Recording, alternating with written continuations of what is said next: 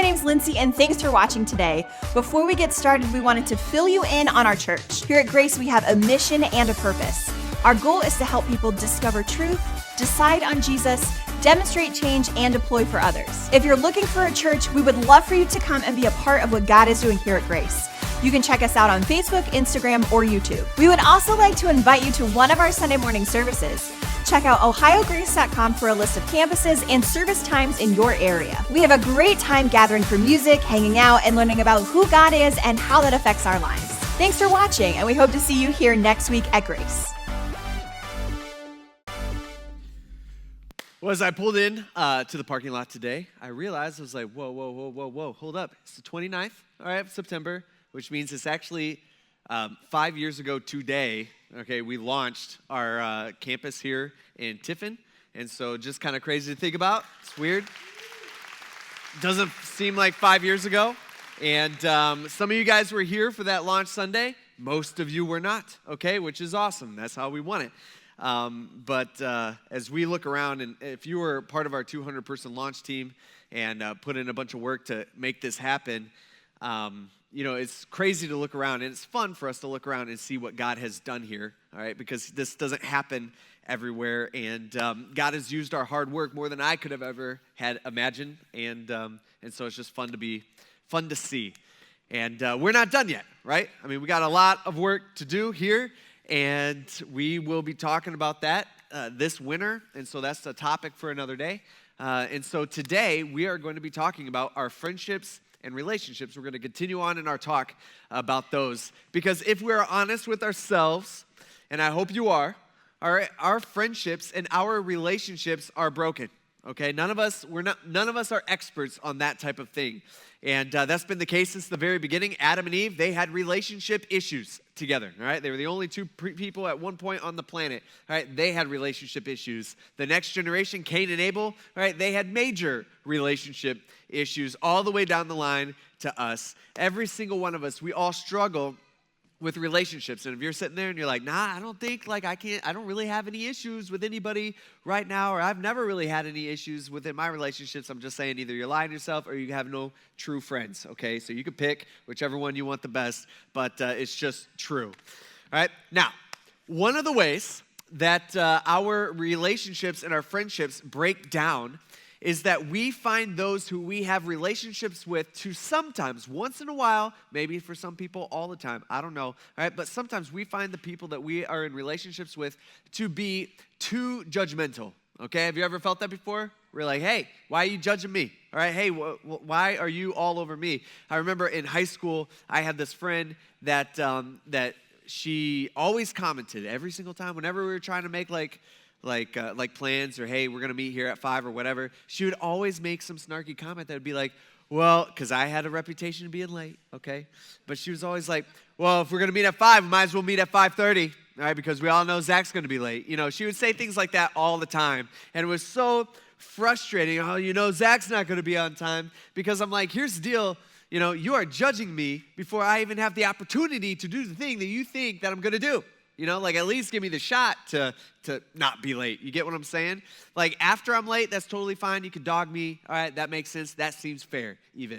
All right, but before, I haven't even done it yet, and you're dogging me for that. And so that type of thing, that just drives us crazy when our friends and our family members, or the people that we have relationships with, our coworkers, our boss, whoever it might be with, for you, it drives us crazy when we feel like they judge us in that way. And when we perceive that our friends or our parents or family or coworkers or boss, or maybe it's your in-laws, are too judgmental, at least if you're like me, it bothers you, It's not just annoying to you, it bothers you. It just rubs you the wrong way.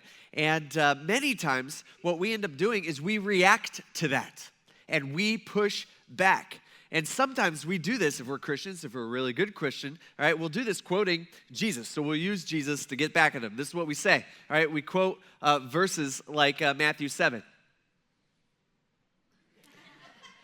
Like this, all right? I know it. It's super short, so I can just say it, but, want to read along with you guys, okay? He says, we quote things like, hey, didn't Jesus say do not judge?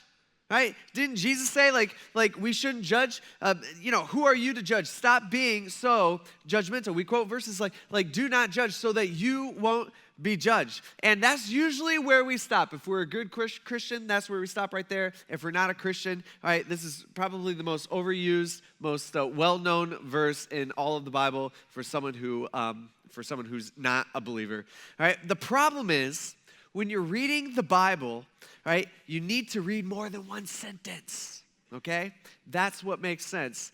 And in fact, just a few sentences later, Jesus is going to call a bunch of people dogs and pigs. And I'm just saying, sounds a little judgy to me, but that's what he does. So what I want to do this morning is I want to look at what Jesus really says about this thing called judging. It's something that we hate to feel, all right, when people are judging us, something that we are all probably more prone than we realize to do when it comes to judging other people. And so let's just look at what Jesus has to say. We're going to have to read more than one verse to get there, okay? Make sense? Okay, you ready for this morning? All right, good. You won't be saying that afterwards, but okay. All right, this might be a little hard this morning, which those are the best ones. Okay, so Jesus says, he's talking to a whole crowd of people one day, and he says, hey, do not judge so that you won't be judged. And for you will all be judged by the same standard in which you judge others. Okay, so here he is. All right, he's saying, do not judge, but then it's almost like in the next sentence, he's assuming that we are judging. And you're like, okay, wait, Jesus, what's going on here? Like, hold up, like, are we supposed to judge? Are we not supposed to judge? What do you mean by this whole judgment thing? And so what Jesus is saying here, this isn't about being judgmental.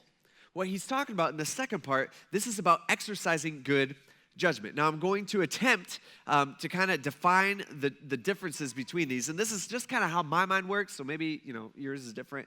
I don't know what Webster would say or whatever. But being judgmental, which is something that we all do, it's something that we do more than we think, is when I'm judgmental, that's me half-forming an opinion about you.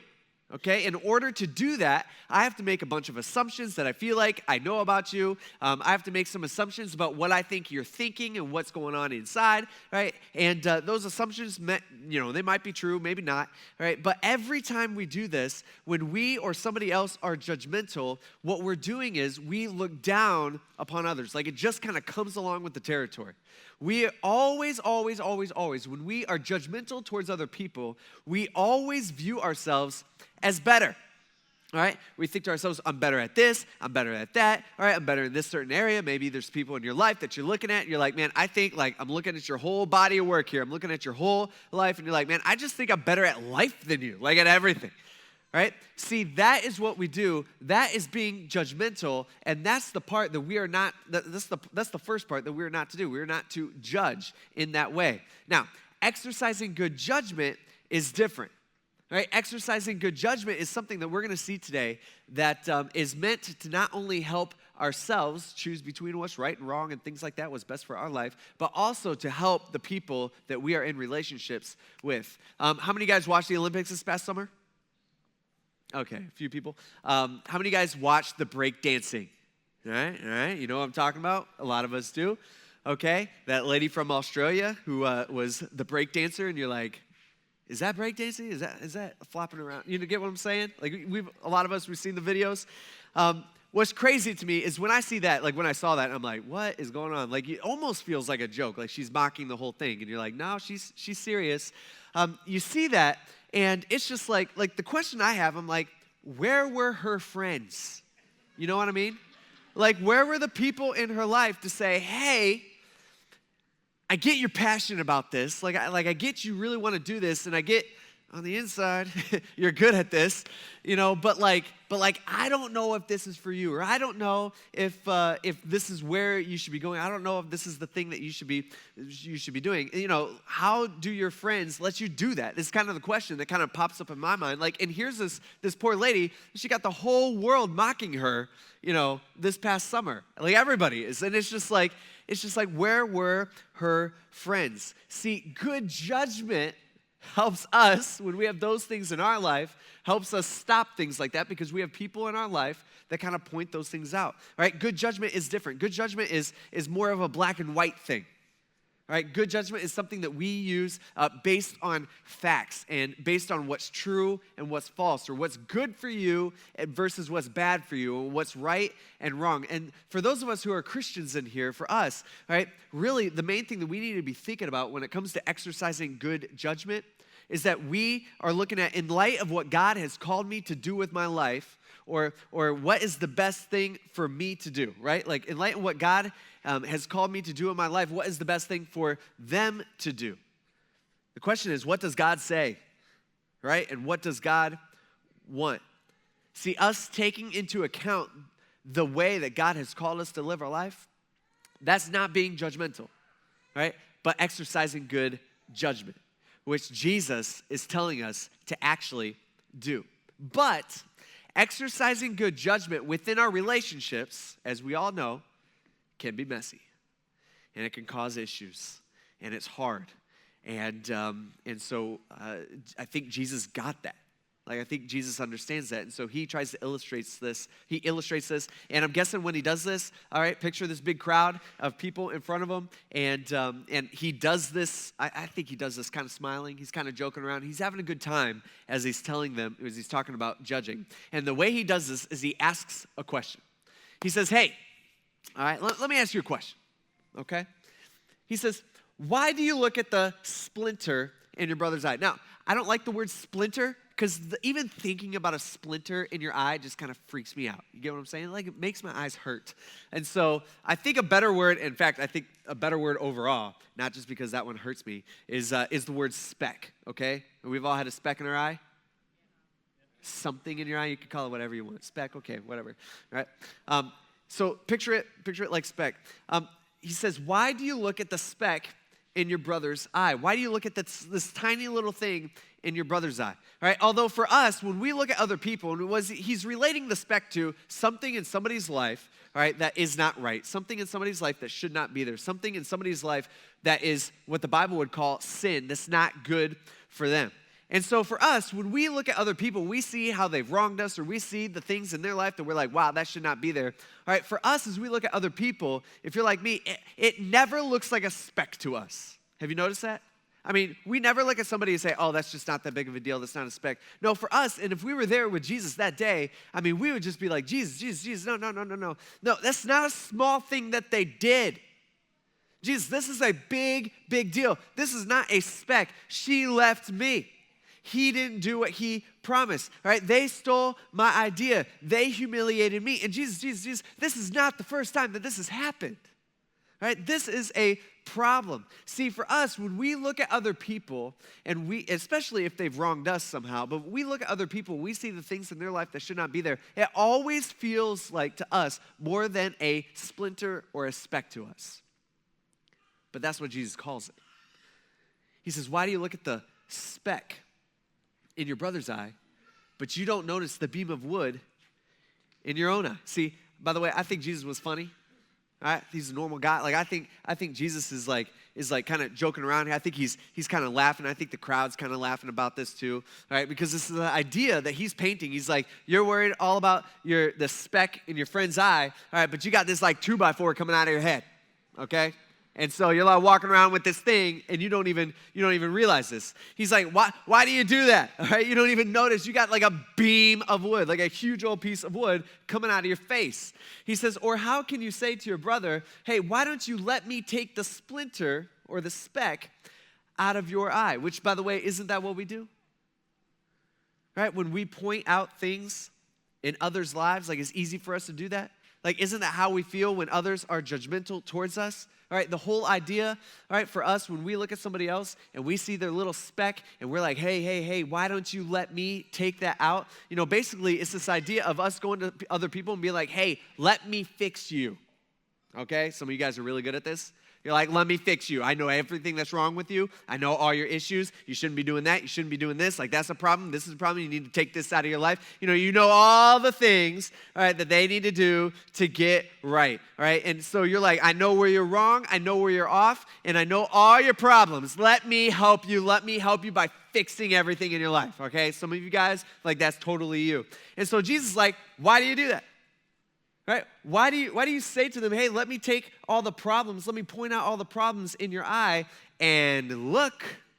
Right? And this word for look, technically it's the word behold, which doesn't mean much to us because we don't use that word. But think of it this way, it's a playful thing. He's like, and wow.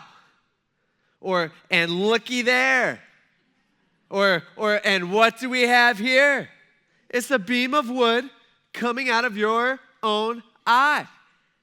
See, Jesus, he's like, here's the deal. You're trying to get this thing out of their eye, and maybe rightly so. Maybe they do have an issue that they need to take out of their life. But what you don't realize is that you got this dang 2x4 coming out of your face, and you can't even get close enough because you keep hitting them in the face with the 2x4 coming out of your head. Like, that's what's going on here. And he's painting this picture. He's just like, that just doesn't work well. All right, that's a problem. And so he's going to correct them here, and he's going to teach us how to do it. He says, no, you guys got this all wrong, okay? This is how you do it. And he kind of looks over at the crowd, and he says, you hypocrite. Right? It means like you actor, you pretender. He's saying you faker. First, meaning there's an order to it, right? There's an order to how this thing works. Jesus is saying you're not wrong about their splinter. Your problem is you just got things out of order, right? You're doing these things not in the right order. He says first, take the beam of wood out of your eye. Right? Meaning, for us as Christians, what's that look like? Before we pick up our Bible and we kind of use them as binoculars, like, oh, I see you. Oh, I see that sin. I see that sin. That's a problem. I see that sin over there. You got some issues in your life. Before you pick up your Bible and use them like binoculars and saying, I see you, sinner, right? What we should do is use it as a mirror to our own life. We should be looking at ourselves first. Like for me, I'm just saying, it's easy for me to, look at Pastor Mike, and be like, wow, you got some problems here. You really need to, really need to fix some of these things in your life. Like I see all them little sawdust specks in his eyes. I'm like, man, you need me, all right, to help point these things out and help take these things out of your life like I really should. But there's an order to it, is what Jesus is saying. He's saying first, what he wants me to do is I got to go take a look at my own life and see what I got hiding in my eye that maybe I don't even realize that it's there. And when I do that, what I end up seeing usually, most of the time, is I see like a beam of wood coming out of my face, and I'm just like, wow, I really got to take care of this thing first. And I got this long list of things that I got to get right in my life. Jesus saying, why don't you start with your own business? But it doesn't end there. He says, first, take the beam of wood out of your eye. How are you going to pull out the little speck if you got this beam of wood in your eye? You have no clarity. He says, and then, right, meaning if you do that, and if you take out this issue that's in your life, if you do that, and if you're humble enough, and if you look at you first, he says, then you will finally see clearly, right, which makes sense. Right? It makes sense because you won't have this thing in your way. Right? You won't have this thing in your life that's clouding your judgment. Jesus is basically saying, hey, I just want you to see clearly, and you can't do that with that in your eye.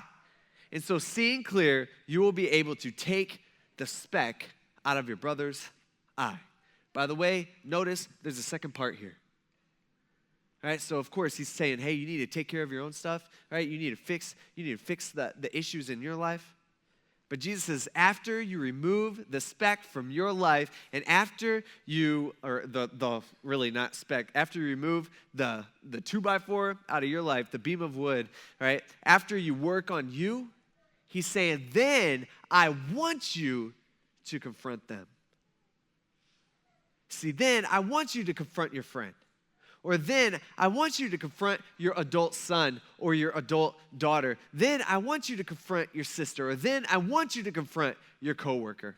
But that should be done in a loving way.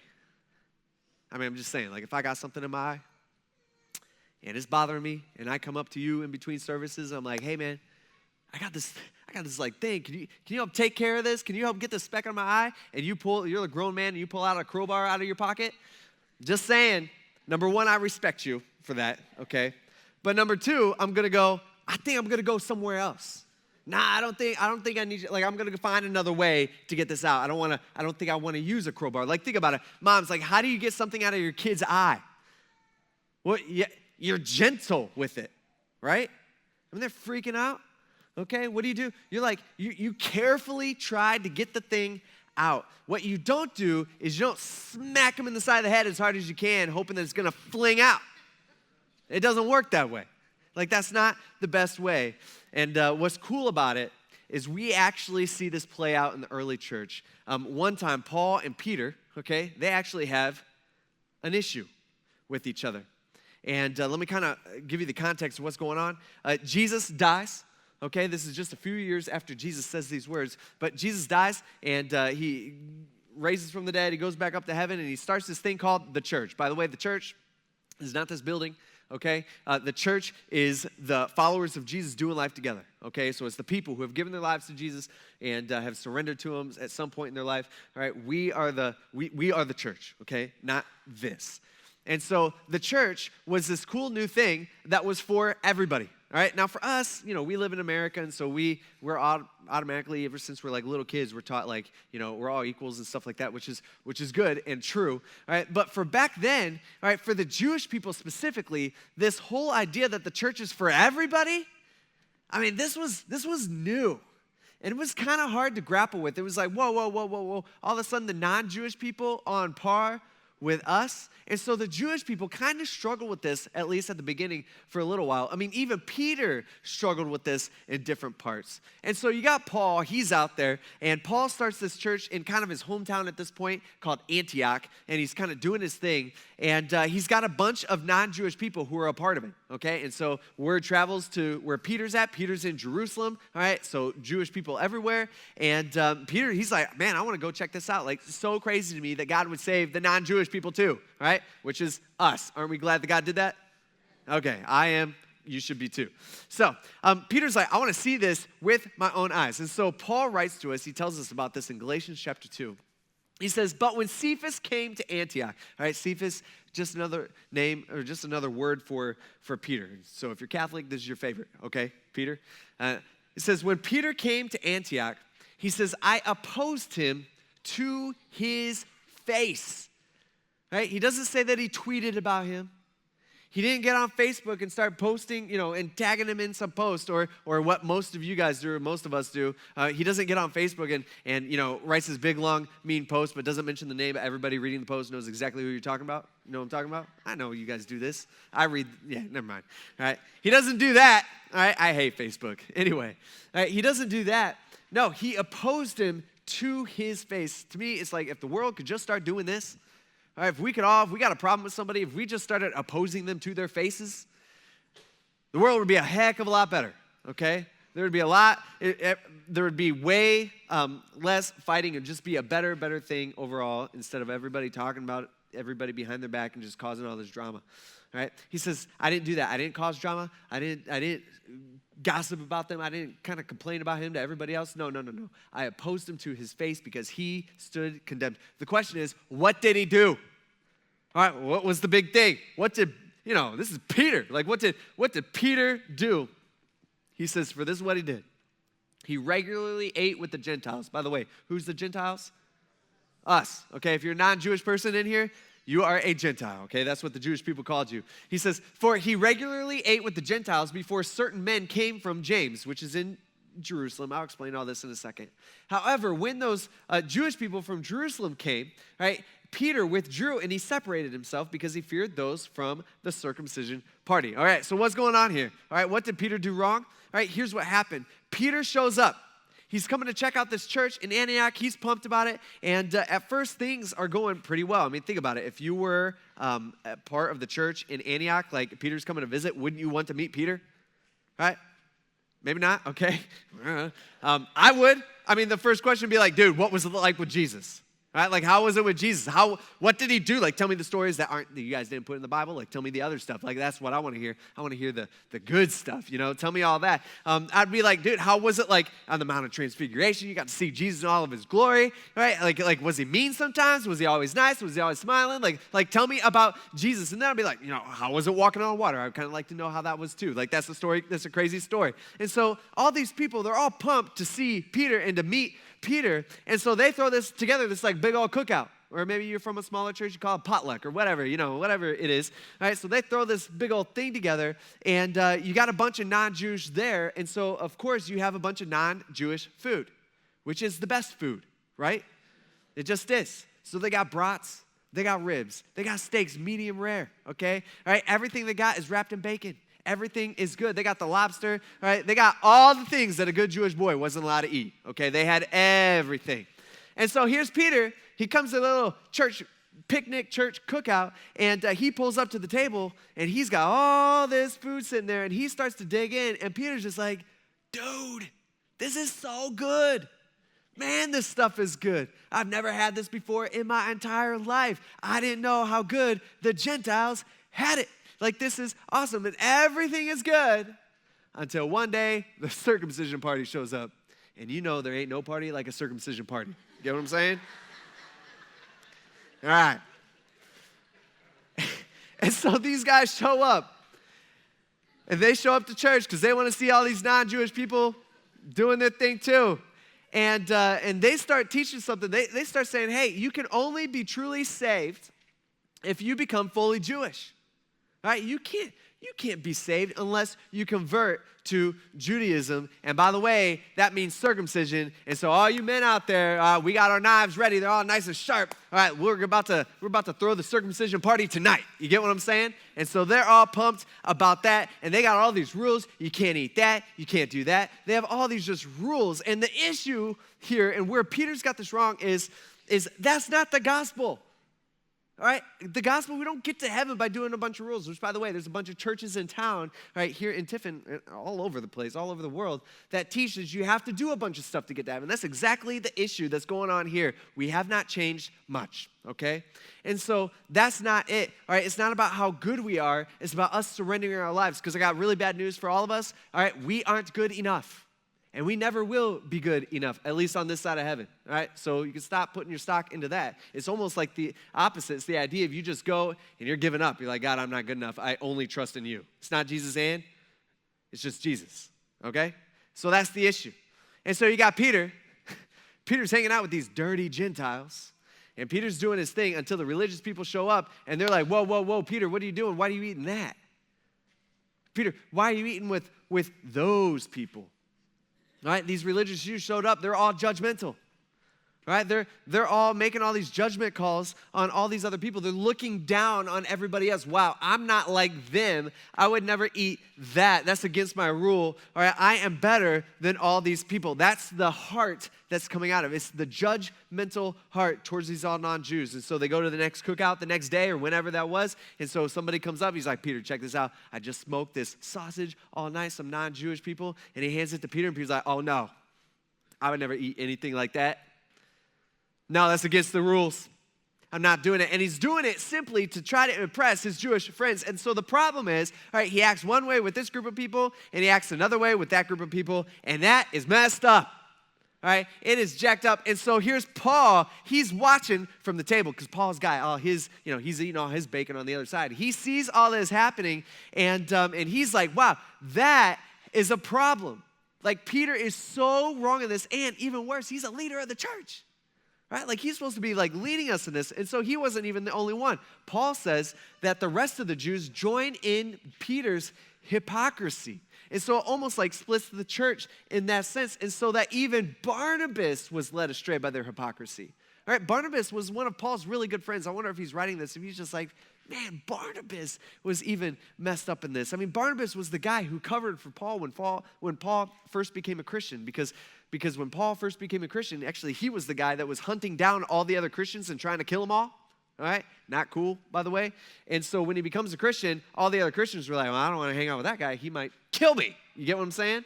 And so everybody's like, I'm not so sure about this Paul guy. And Barnabas is like, no, I got him. He vouched for him. He's like, Paul's with me. right? This is that guy. And so even Barnabas, kind of like Paul's, Paul looked up to Barnabas.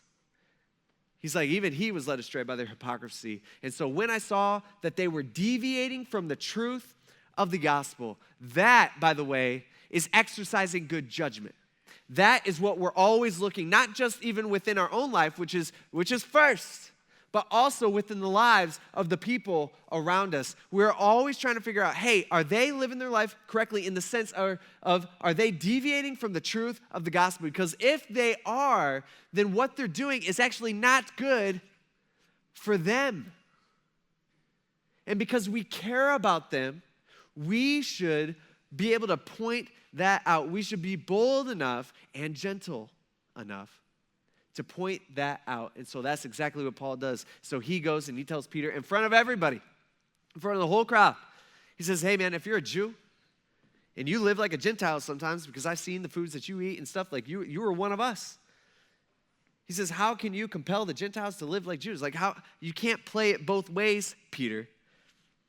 Basically, he's saying, hey, Peter, why are you giving the Gentiles all these needless rules when you don't even follow all the rules at all times yourself? Like I saw you a couple days ago. You're stuffing your face with that bacon. All right, I saw it. It's against your rule. See, Paul's saying, when I saw Peter living out of step with the gospel, when I saw Peter living out of step with Jesus, Paul's saying, I called him out. And the question for you is, when you are out of step with Jesus, all of us get there sometimes. Do you have relationships with people in your life who love you enough to oppose you? Do you have people in your life that love you enough to oppose you? And if you don't have anyone opposing you when you're wrong, I'm just saying, maybe what you need is you need to invite someone to do so. See, for me, I got some guys in my life that they see me off track. Like, they just straight up tell me. And I appreciate that. I don't like it at the time, though, usually. I'm always like, like, shut up. Like, it bothers me. Like the pride in me, like, pushes back. But there's people in my life that I got that they're like, hey, hold up, bro. All right, like, you're heading down the wrong path in this area. Like, if you go this way, it will not end well for you. This isn't right. That's not good for you, right? And the question is, that's what the church is supposed to be. Like, that's how we are supposed to be with each other. The question is, do you have friends like that? Or maybe the question is are you this kind of friend? Or are you more concerned with what that friend thinks about you? See, love forbids us from simply minding our own business, especially when we notice that their business needs minding. See, that's not judgmental. That's love. And that's exercising good judgment. And so as I look at us today, I think we can kind of divide us up into three groups. And to be honest, I think all of us are probably at some level or another a part of all three groups, okay? But for some of us, our issue is we see people sin in our life and we write them off, right? We see people sin in their life and we think that we look down on them and we got this like giant 2x4 in our eye. We don't even notice it. And we look at everybody else and we're just like, man, I'm pretty good compared to that person. All right, like I've never done what that person did before. Right? Or we think, I'm not self-absorbed like him, or I don't talk negatively about people like she always does, or I'm a way harder worker than that one guy at work. All right, I'm not lazy. And we think that we're pretty good in comparison to those people. But Jesus is saying, man, you look at other people's faults and sins before your own. That's messed up. He says, first, what's he say? Take the wood out of your eye in preparation for removing the speck out of their eye. See, others of us, we see people sin in pride, gossip, laziness, whatever it might be in their life. And we don't necessarily think we're better, but we notice it. But what we do is we just refuse to acknowledge it to them. Right? Like the honest truth, if this is you, you're a people pleaser. And so the last thing you want to do is cause any issues. Like you never want to confront anyone regarding any sin or any wrong in their life. And for you, is pointing out sin in another person's life, it just makes you uncomfortable. And I get it, and I totally understand that. All right? Even if it's your own children or even if it's your own best friend. even if somebody you got a great relationship with. So sometimes I talk to some of your parents. You guys have told me this, where your kids are grown up, they've kind of left the house, and they're not living the way God has called them to live, and you know that. You see that in their life. And what you'll come and talk to me about, you're like, man, this is just not right, but what can I do? And you just let it go. And I get that might be the easiest thing. And I get why you do it, because you don't want to rock the boat. You're like, man, our relationship, like I just value this so much. But the honest truth is, you care more about your friendship or about your relationship than the person that you have the friendship with. And that ain't right. See, we see this all the time. We even do this publicly, right? Again, I hate Facebook.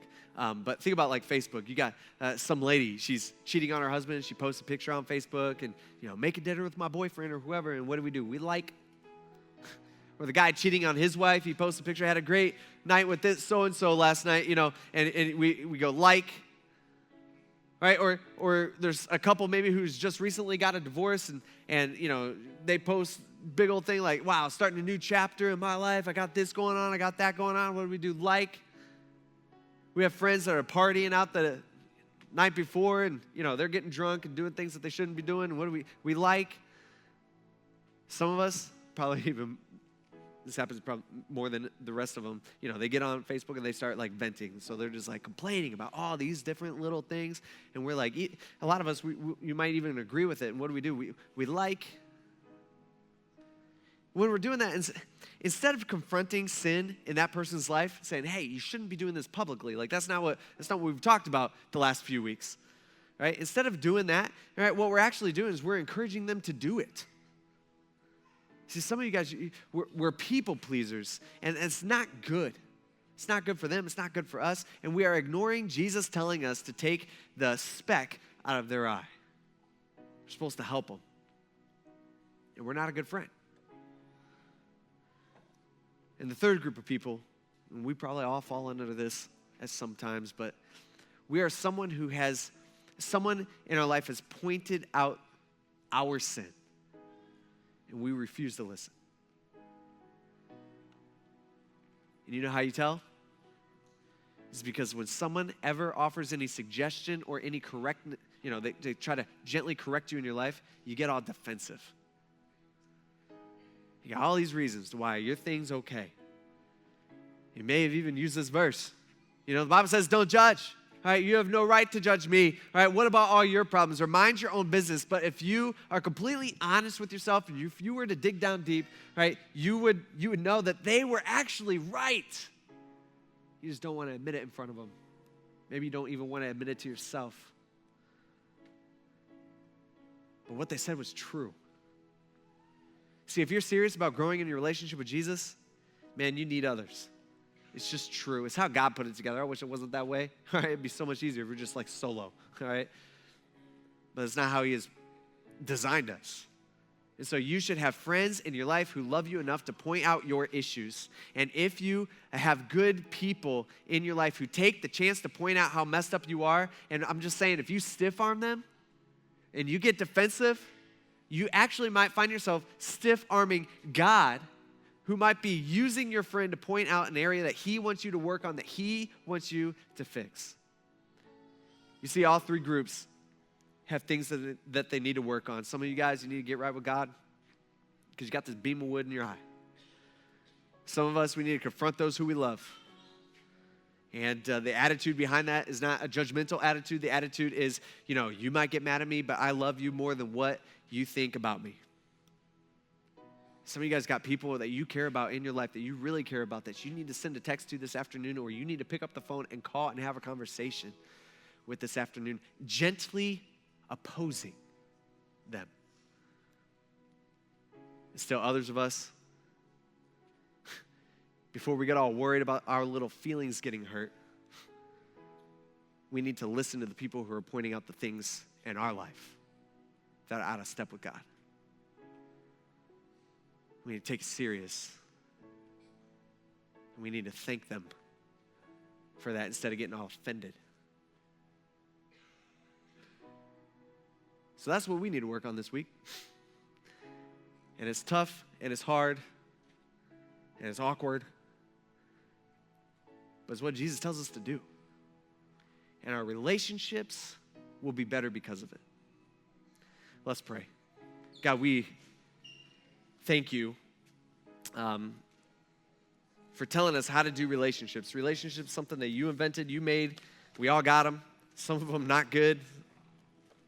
Some of them decent, but Lord, we always have issues, and they pop up and they arise different times. And God, we ask that you would help us to do life your way and help us to fix our messy relationships the way that you've called us to do it. Help us to be bold and from a humble point of view, help us to point out things that are out of step in our friends' lives, especially if they're a Christian or call themselves a Christian. God, help us to, before we do that, to remove any sin or remove the issues in our life. Help us to examine ourselves first. And then, Lord, when people are correcting us, help us to listen. God, we thank you for that. Thank you for loving us. We need your help. We ask this in Jesus' name. Amen. Thanks for watching, and we hope to see you here next week at Grace.